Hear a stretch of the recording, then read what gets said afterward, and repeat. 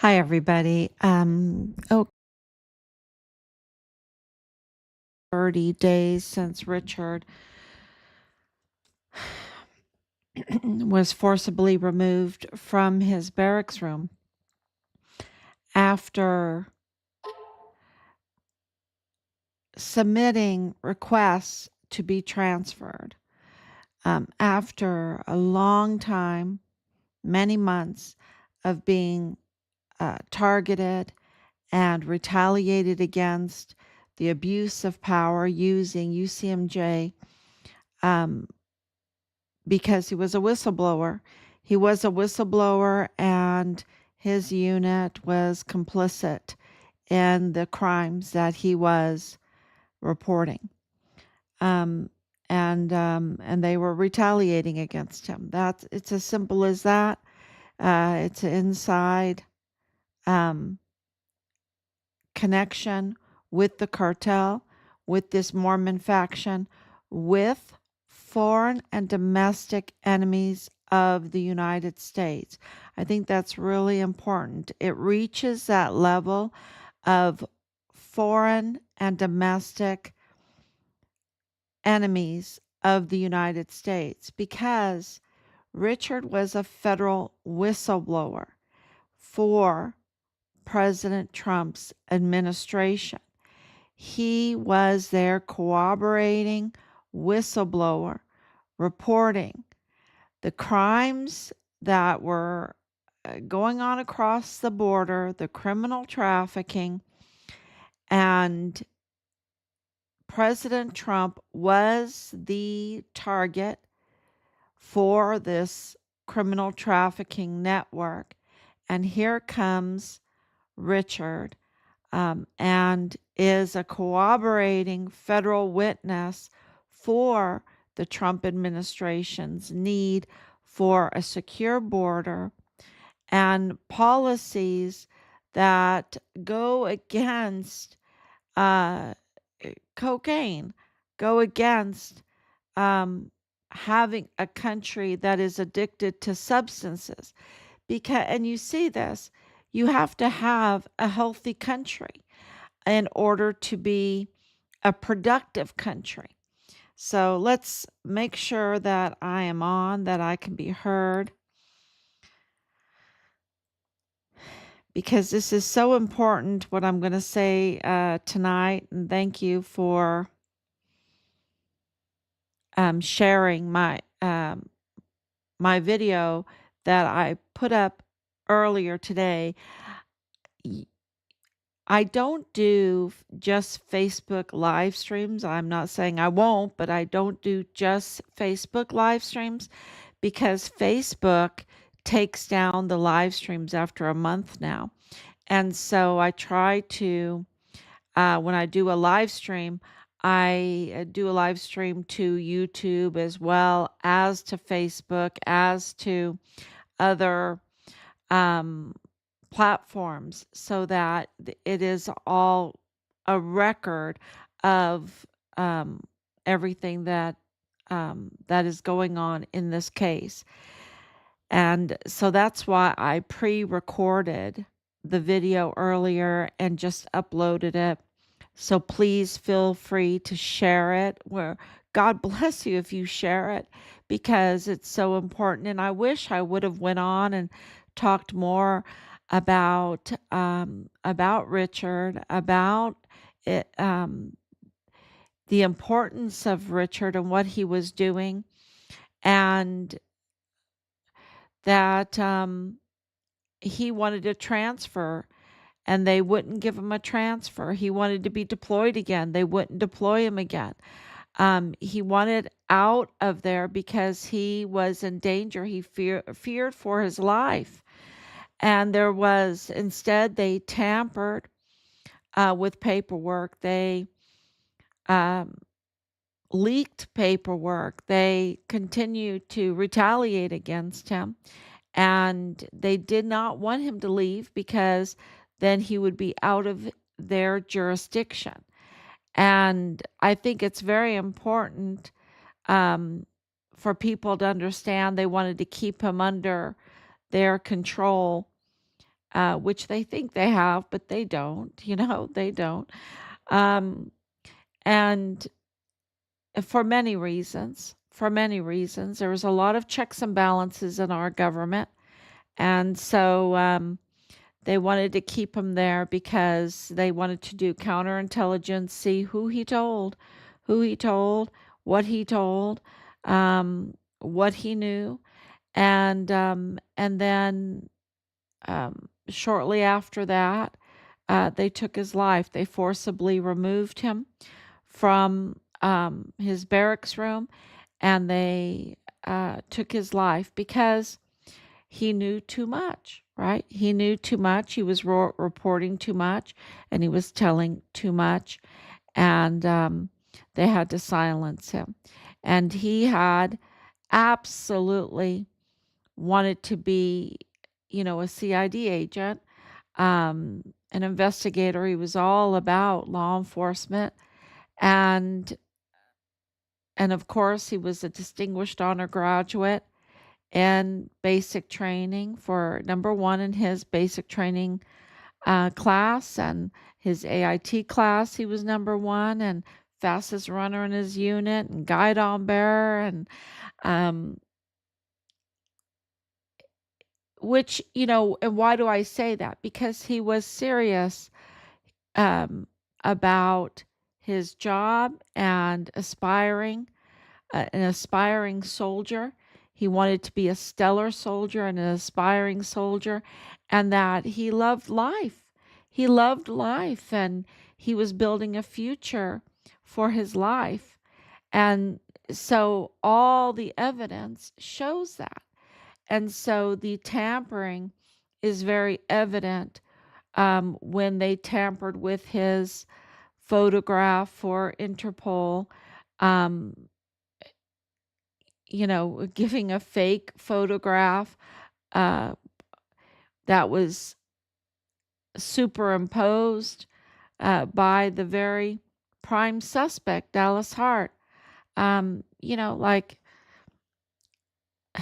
it's just crazy to even think about it. But they used the very prime suspects, and who are they? The media. The media. El Paso Matters, Bob Moore, disgraced and discredited. Um, they're fake news. They're fake news because they're like BBC. BBC spliced a video of President Trump at J6 to give the illusion, a fake message to the public, to psych out the public, literally to lie to the public, that President Trump was inciting a riot. And that's not what was happening at all. That's not what was happening. And so that shows you that the same playbook was being used in El Paso, because um, please understand that the trafficking in El Paso on the southern border reaches to Great Britain. It is very connected. And I know that because Richard, remember basic training, and you might not know this, but he claimed Longford, Ireland, because that's where he grew up. We lived in Ireland for a long time. And so we know quite a bit about Great Britain and what is happening over there. And trafficking is very prominent. Okay. Trafficking, this international trafficking, is very prominent. And the epicenter is in El Paso. And so it's no surprise to us that BBC, the British broadcast um, media there, would go, risk everything. I mean, the two head bosses for BBC, making loads of money, had to resign now because they absolutely tampered and tampered with video and manufactured evidence, okay? Manufactured evidence that they wanted to use in order to psych out, hypnotize the population with a fake narrative and put President Trump in prison. So, whether you like President Trump or not, and I do, I like him very, very much, very much. Um, and you're like, what do you mean? Look, we've got the letter right behind me. Look, we've got the in the line of duty declaration. Look, we have the cartels being designated FTOs. Okay, we have the stopping of these trafficking of substances that kill so many Americans, that make us unhealthy, that ruin our economy, that ruin a healthy economy, right? A healthy economy, industry, um, and the fine microchips, the what requires a lot of skill, a lot, these jobs that require a lot of skill. To have that kind of skill, you have to be healthy, you have to be focused, um, so that your talents can be used to the fullest, right? So, and we never truly use all of our talents to the fullest. So, the healthier we are, the better we get. And we cannot be healthy if we're stoned, right? We cannot be healthy. Um, and even though this case requires minimum sleep, we're very sharp. We're very sharp on what needs to be done in order to get justice for Richard, and we're on it. We're on it relentlessly, tirelessly, even though sometimes there is some tired moments, but absolutely on it 24/7. 24/7. Richard is our son, and he was brutally taken, and his body was stolen, and his body was disrespected. And they tried to erase his memory, his person, they tried to smear his good name, his legacy. They tried to destroy his legacy. We just absolutely uh, saw how evil this was and absolutely couldn't allow it.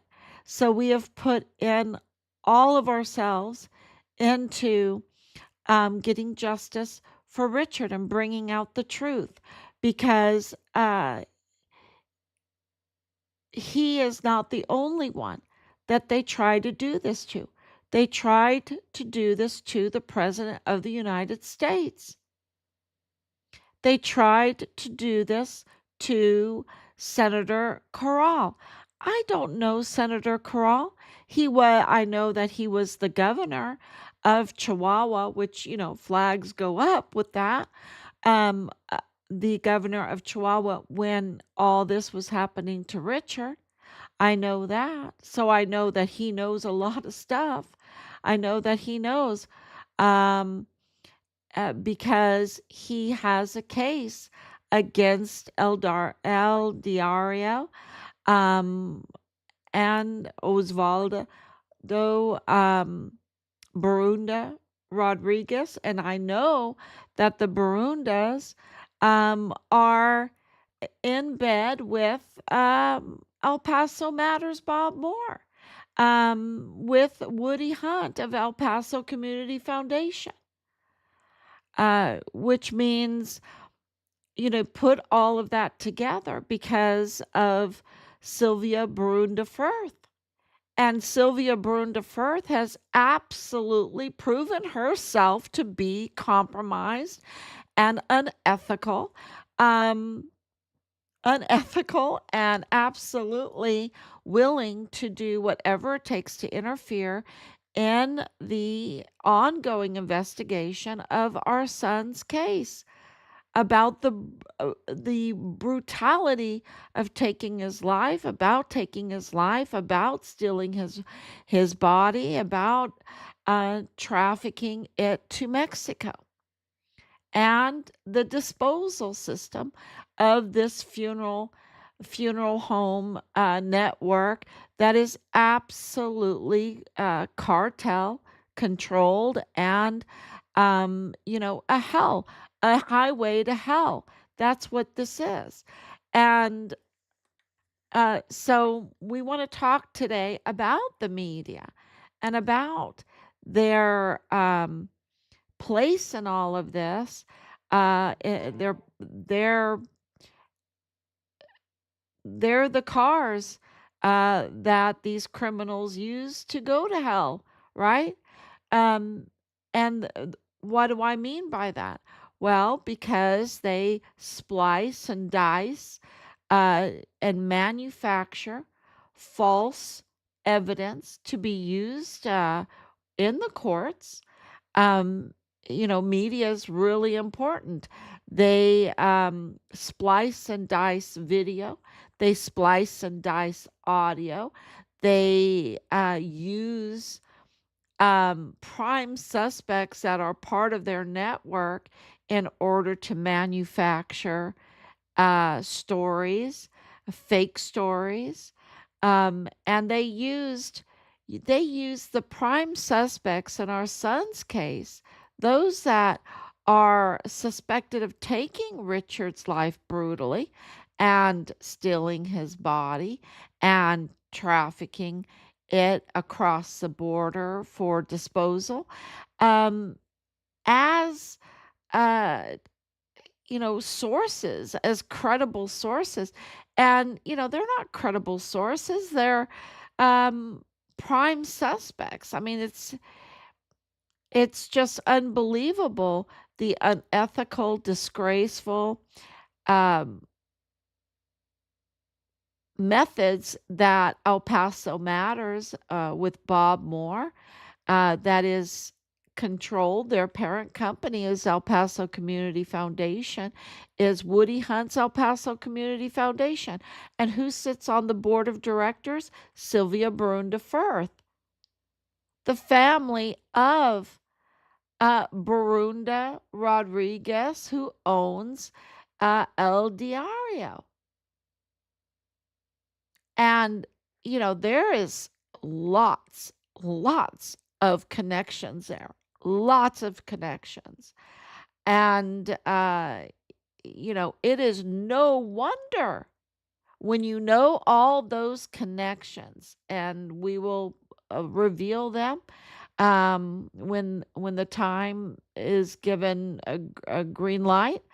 Uh, but it is no wonder that those connections lead to El Diablo. That El Diabla leads to the home of the owners of Del Carmen Funeral Home, right? Which was just raided.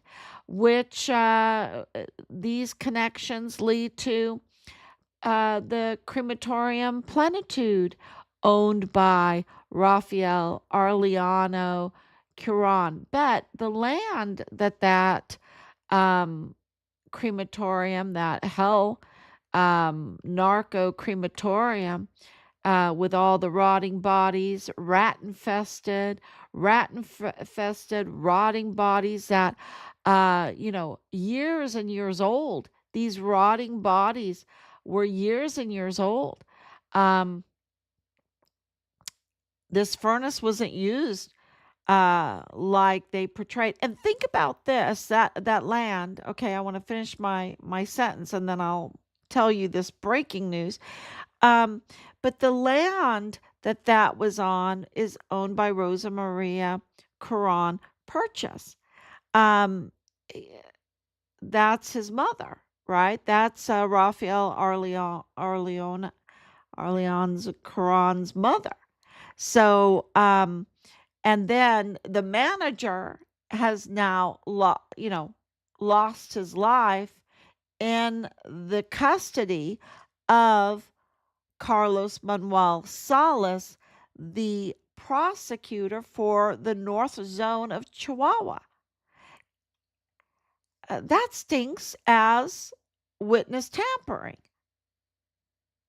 So that the media is going to be paid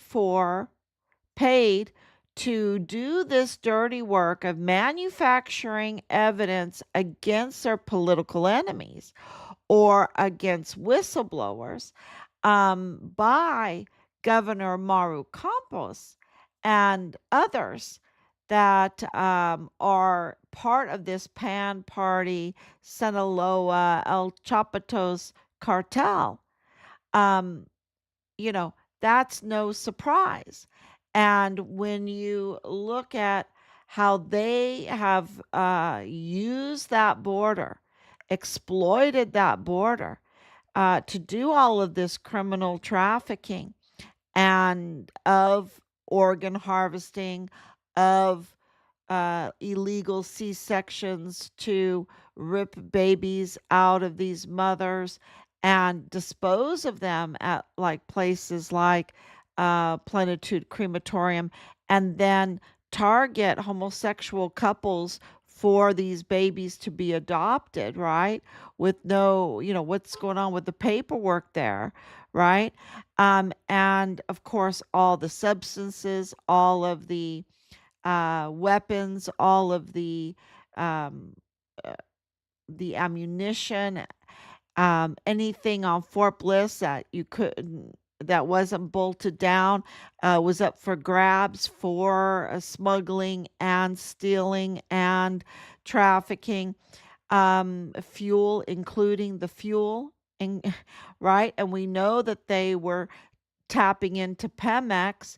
I mean, you had the AG, um, Paneche, Cesar Paneche, tapping in, siphoning his group, siphoning into Pemex, stealing billions. That's with a B, y'all. Billions of barrels of oil, right? For reselling in his little convenience store gas stations. Um,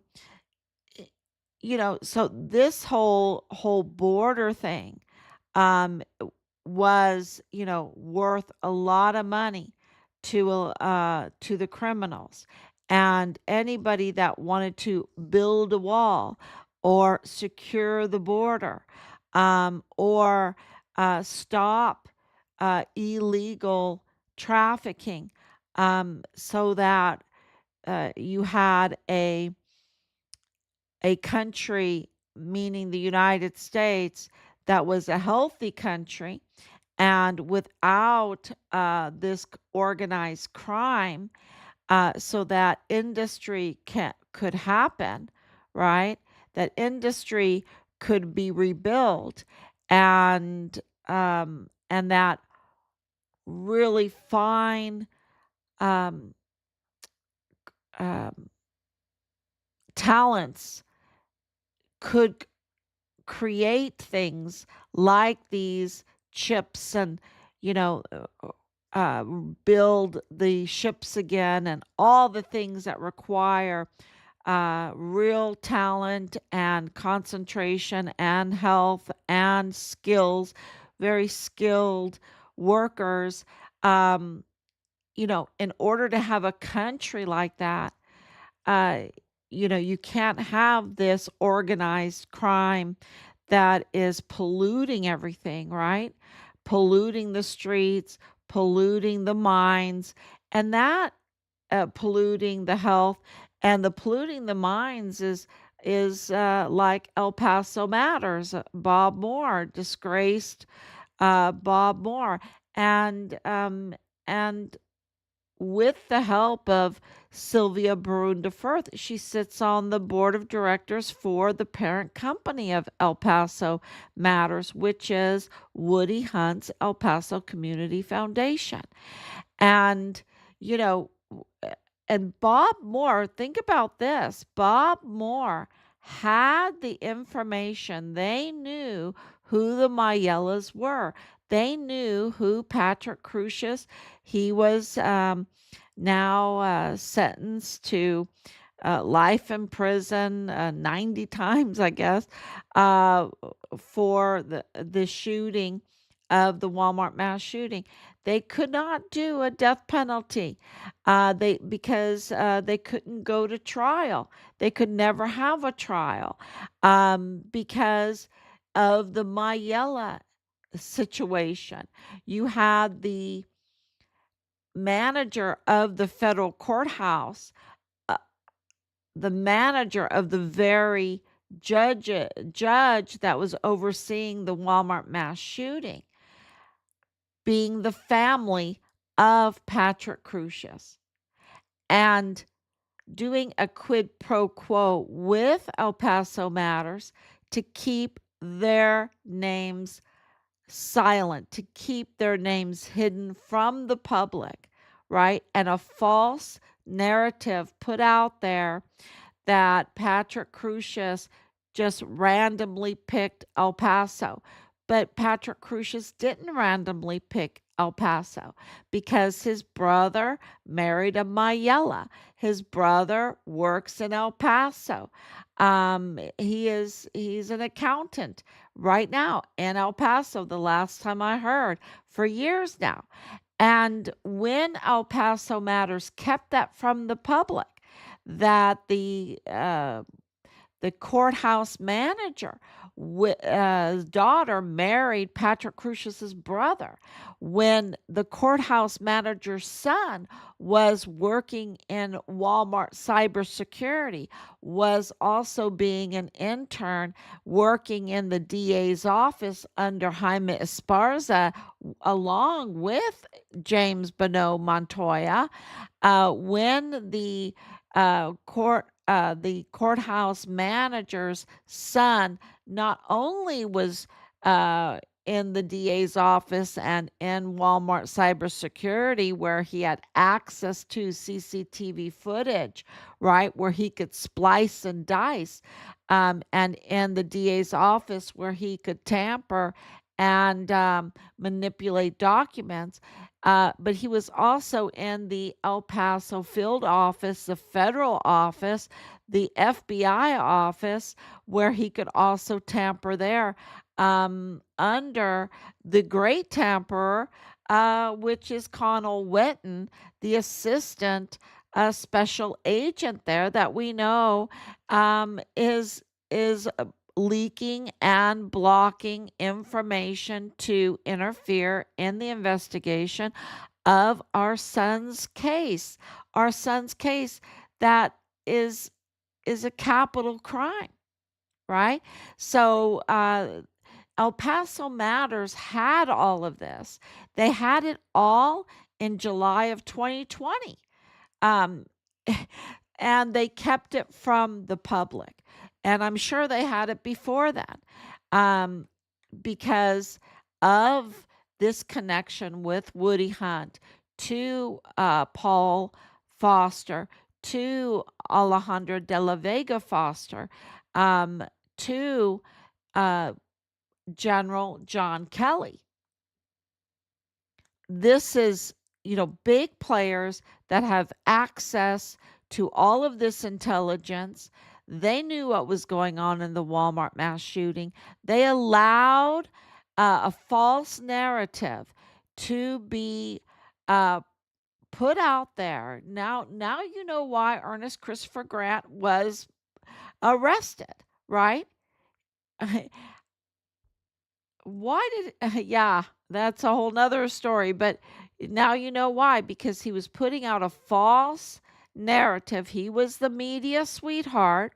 They took uh, someone that had an open warrant for his arrest that absolutely lied to the police about what happened in the Walmart, and they took him and turned him into a media sweetheart over and over and over and over again, even meeting personally with Governor Greg Abbott on gun control.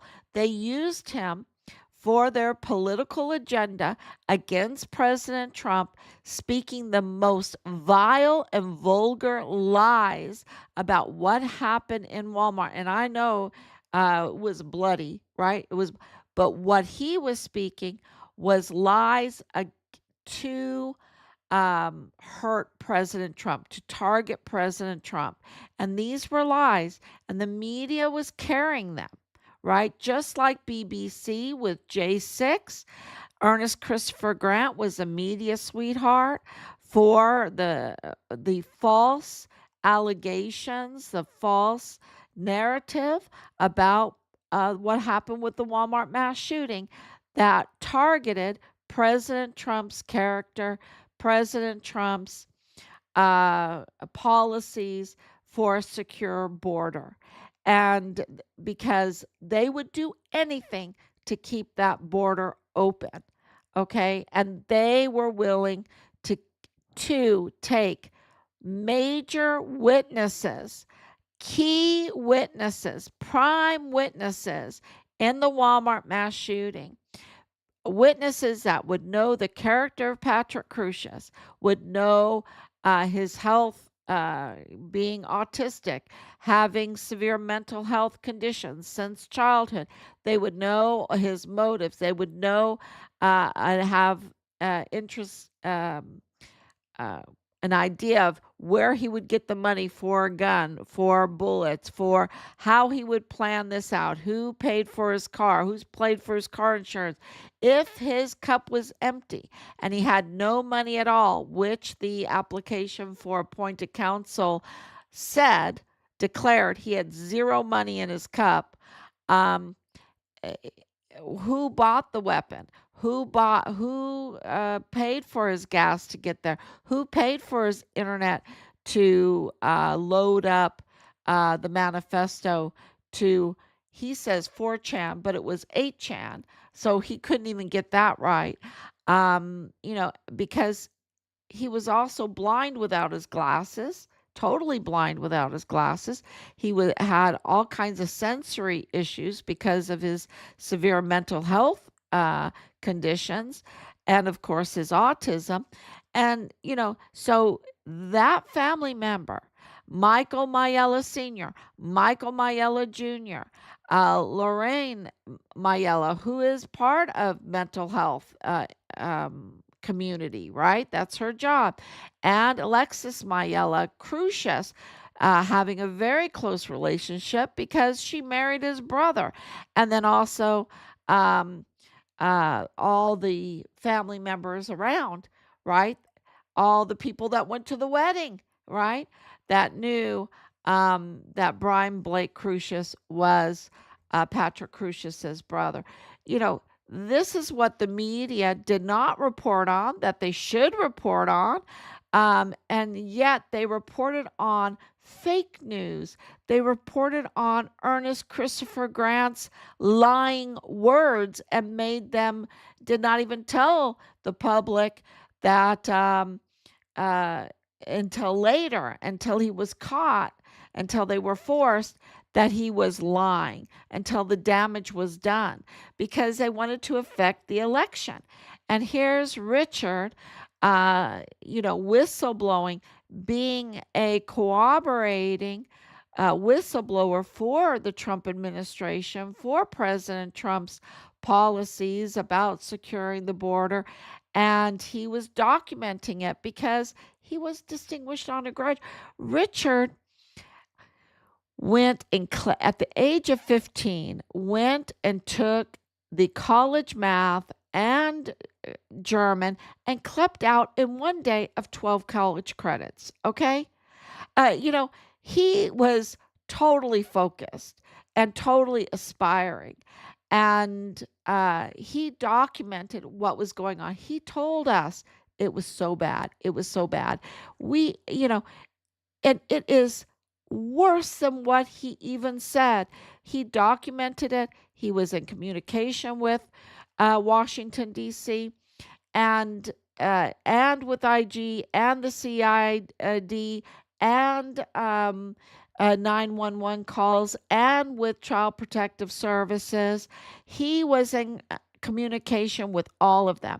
And that's why today we have hundreds of I am Richard Halliday, right? I am Richard Halliday. Hundreds, probably thousands of I am Richard Hallidays. This is how we have collected all of this evidence.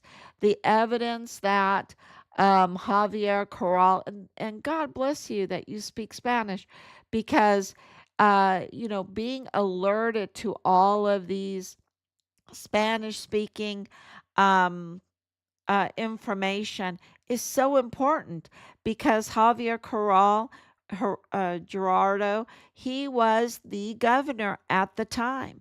And him having this case, and listen to this, he has this case against Borunda Rodriguez, the owner of El Dario. And going going back to um, a little section that I wanted to say something, and I wanted to complete my sentence, because there's so much to tell you. Think about this. You have over 400 bodies now at the Plenitude Crematorium, cartel, narco, hell, rat infested disposal ground, right? That is absolutely connected to the most evil things you could even imagine. That means 400 plus tampered death certificates. Okay? That means 400 tampered death certificates. The impact of that takes a minute. That kind of paper trail, to think that you can get away with this for years with this kind of paper trail, this kind of institutional complicity, and why we need to know the identifications, because we know that the medical examiner and the county clerk in El Paso are compromised, we know that the medical examiner is illegal. Mario Rascon Ortiz is illegally in the country. He's been paid $500,000. We know that the county judge, who's not a judge, he's an administrator because he didn't have a law degree, Ricardo Samaniago, is up to no good, because he signs the checks to pay for this. And we know that Governor of Chihuahua, Maru Campos, writes or does the government contracts to pay the media to cover up this. And we know her mother, Maria Eugenia Galvan, right, was in charge of the institution that was supposed to be oversight of licenses and permits for the Plenitude Crematorium and, the funeral homes. So, this is no coincidence at all that this is a network, that this is a cross-border network, and that's why these bodies need to be identified, because we know there is real possibility that our son's remains are there. Yes. Yes. And yes, that is very emotional. So, but we're not allowed to be emotional. We have to stay focused to get justice. We need to stay focused to put these pieces together. And the centerpiece is Richard. He's the one that connects everything. He connects everything. Yes, he is that important. And I'm not just saying it because I'm his mother and I miss and love him very much.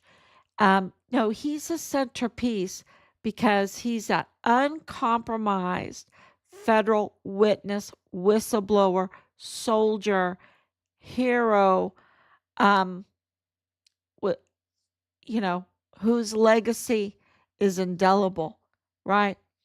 He's the centerpiece to all of this because he's the one that triggered all of what's going on. And now we have this investigation. This investigation from Javier Corral Gerardo, who is now a senator.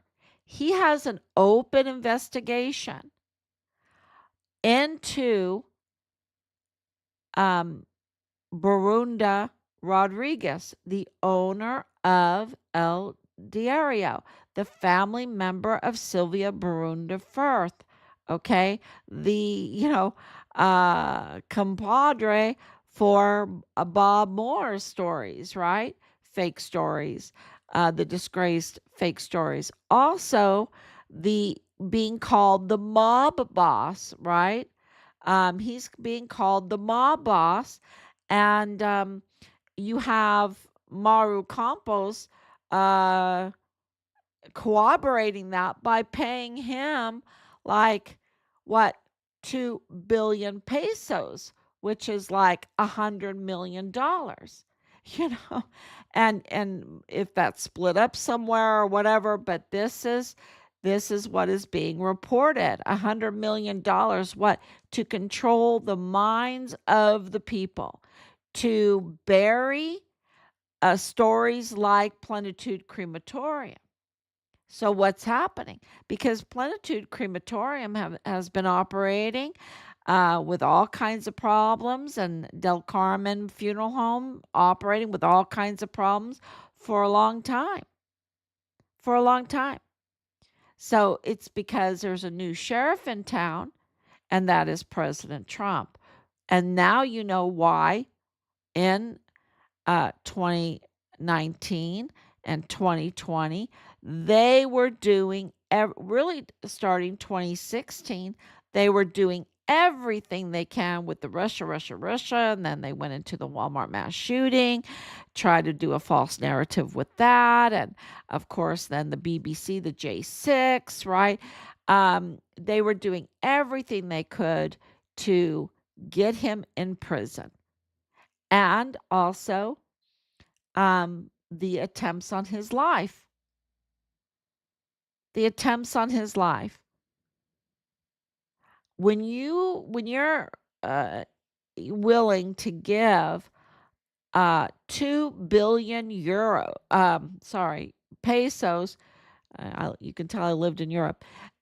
2 billion pesos to control, to pay the media to control the minds of the people and the cases, right? To bury cases or to promote manufactured case stories, then you know that the amount of money that is made on that border in criminal activity is enormous. It's out of control. And so now we have a new sheriff in town that is securing that border and has uh, accurately designated these criminals as FTOs, and also designated um, Antifa as FTOs, being part of that. being domestic and foreign enemies of the United States. Uh, Huge, huge. And Javier Corral has this open investigation because when he was the governor of Chihuahua before Maru Campos, he refused to pay Borunda Rodriguez of El Dario the money, right? The money. And so, of course, they weren't the best of friends. And so now he has a defamation lawsuit out with him. That's why in his ex post, he says, I'm going to meet you in court. You keep manufacturing fake evidence to use in fake stories to target me, and I'm going to see you in court now. So he has this investigation and this case against Borunda Rodriguez.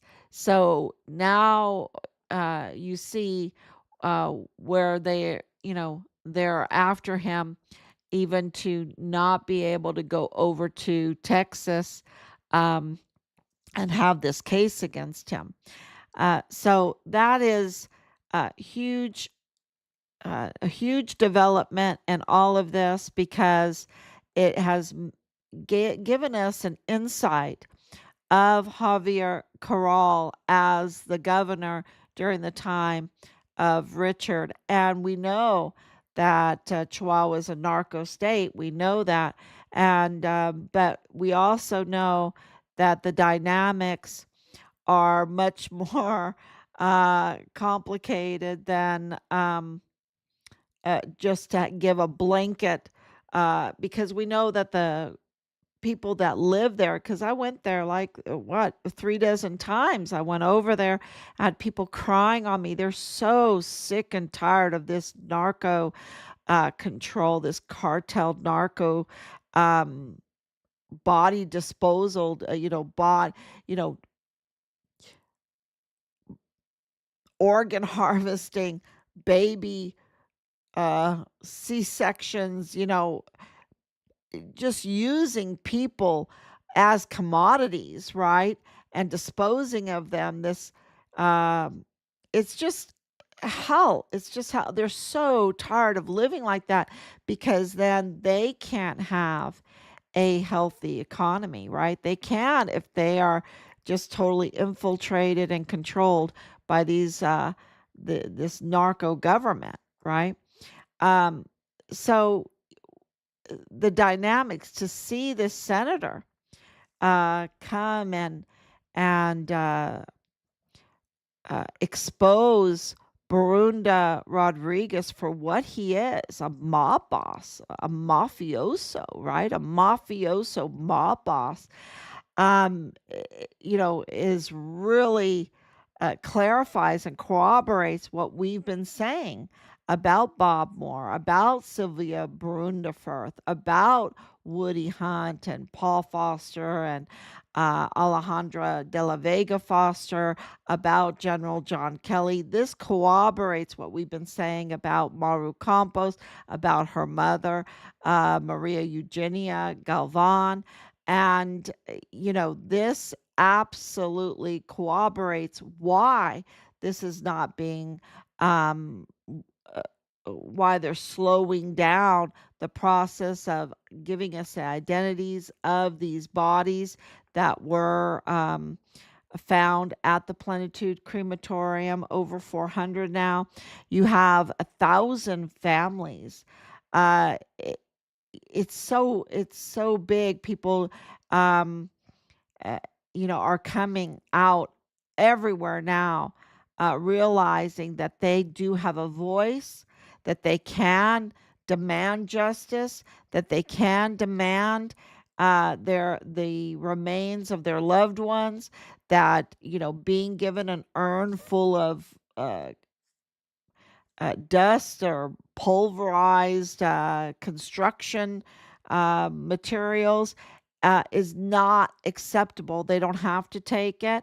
And, it is that is the pressure that is causing answers. And those answers, of course, resulted in the raid of the owners of Del Carmen. Now, we're not under the illusion that we're out of the woods, that they're not going to be trying funny business. They're always up to no good. But one step at a time, and God is on our side, and who can be against us, right?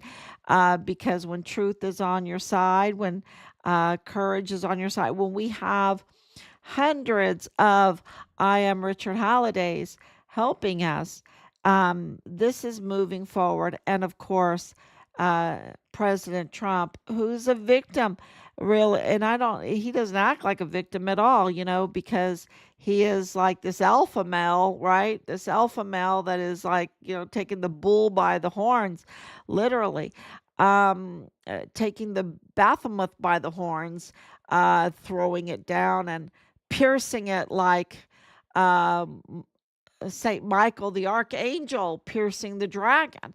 That's how I see this. It's like Saint George, right? Saint George the dragon slayer.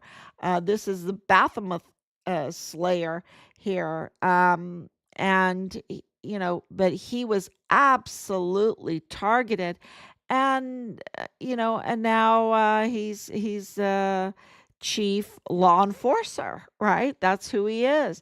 The chief law enforcer, the commander in chief. And he absolutely knows that he was targeted, and that the epicenter is El Paso, and that he absolutely knows that Richard was his whistleblower. And that's why we have that beautiful a letter behind us. And that's not the only letter, and that's not the only communication. So it is really, um, you know, you just have to have faith. When people say, how do you do it? You just have to have faith. You just have to have faith and do the right thing and keep going. And we are on day 1930 of faith. A faith that we will get our son's remains. We know what happened. We know what happened. Um, and we know the prime suspects. And we know the infiltrators now, from the DA's office to the AG's office to the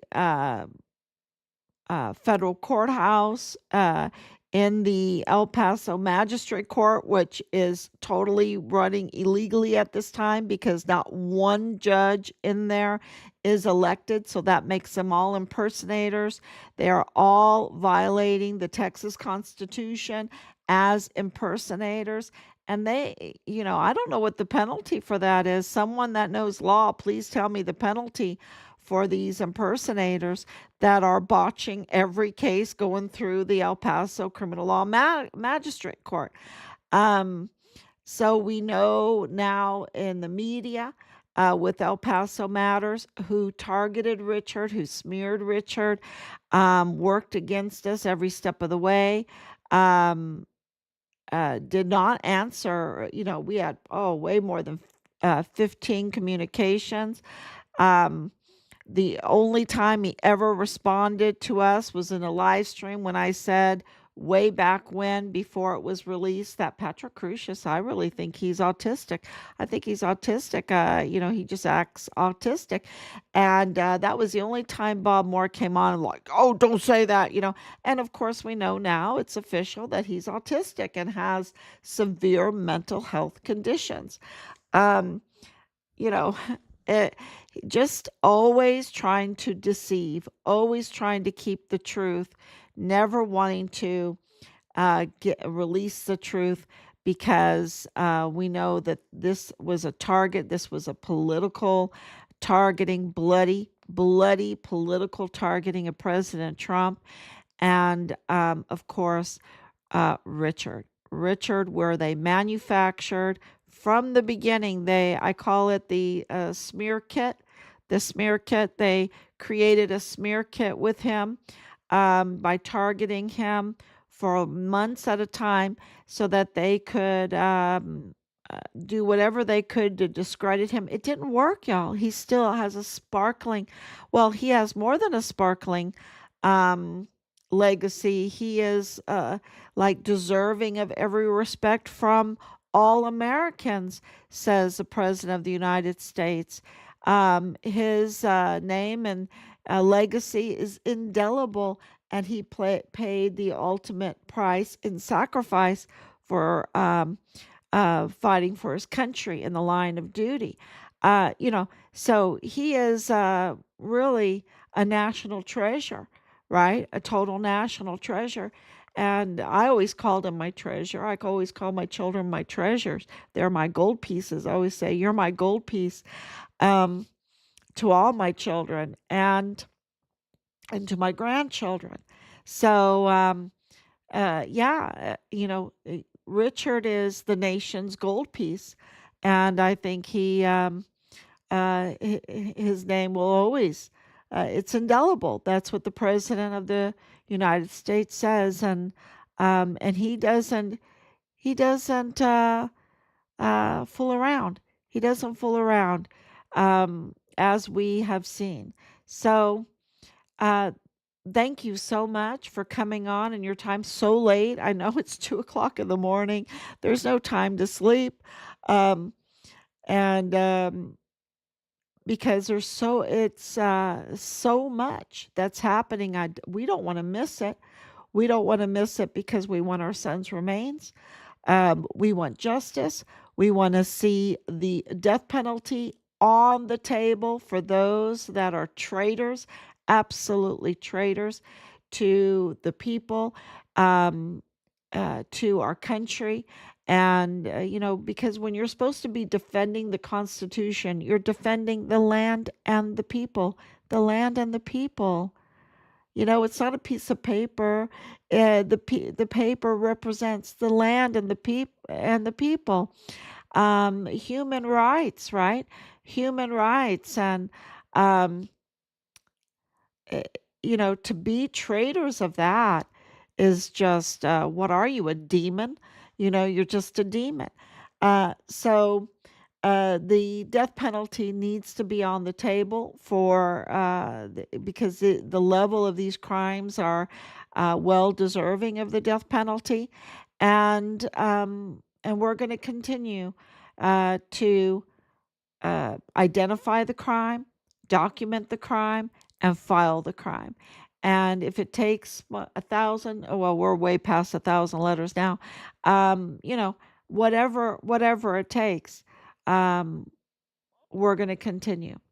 So, and the good news is that there's hundreds, maybe there's thousands of us now that are doing it. So please identify the crime, document the crime, file the crime, share all of this.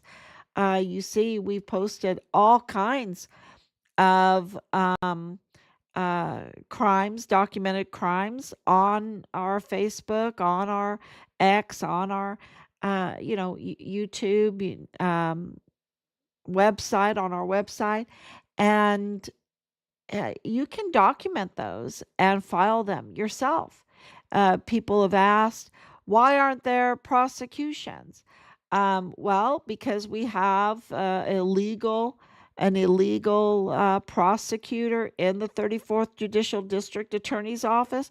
James Bonneau Montoya is a fake and a fraud. He is illegally installed. He would just botch everything because he's illegally installed, and they like it that way. Otherwise, the governor would do something about it because the governor knows.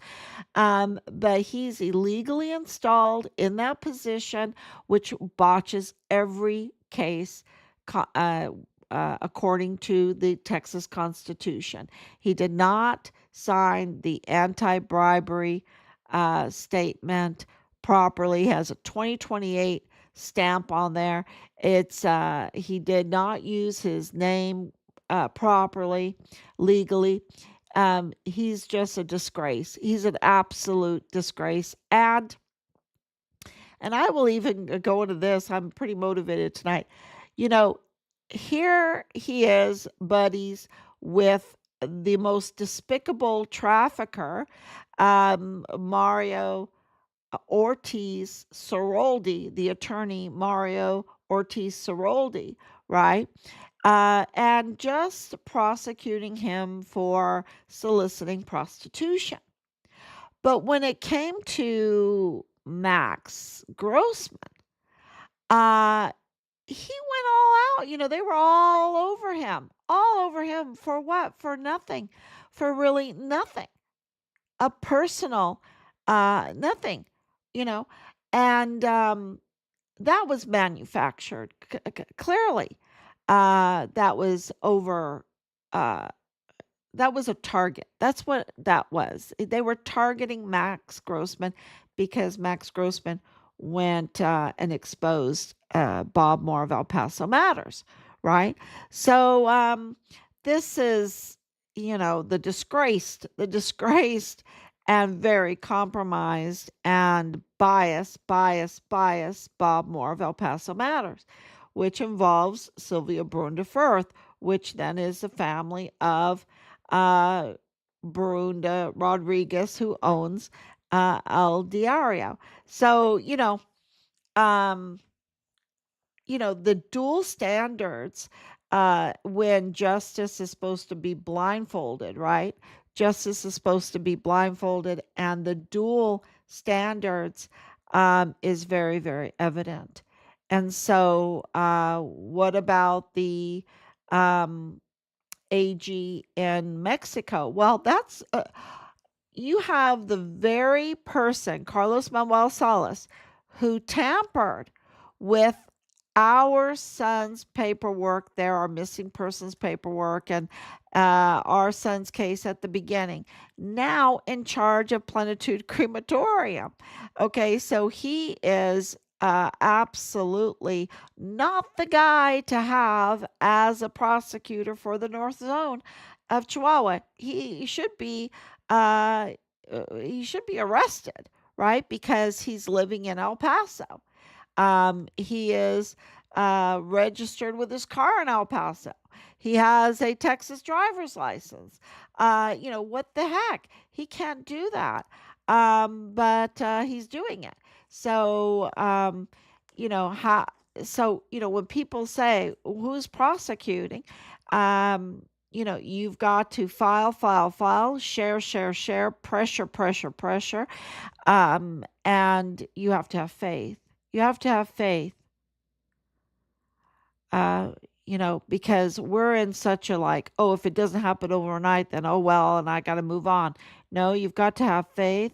You got to believe, and you've got to make it happen. To pray is to do. To do is to pray, and you've got to put in the work. You've got to put in the work, and so this is for the Chihuahuan community, state of Chihuahua community. This is for uh, El Paso borderland, the borderplex, I should say, the whole borderplex area. And as Texas goes, as this borderplex area goes, as Texas goes, so goes the United States. So goes the United States, so goes the world, which includes Mexico. So this is so important, and we're so glad that we have so many. I am Richard Halliday helping us and sharing. So thank you so much. God bless you. And thank you, Laura, for coming on so early in the morning, so late at night, so early in the morning. God bless you, and please share. And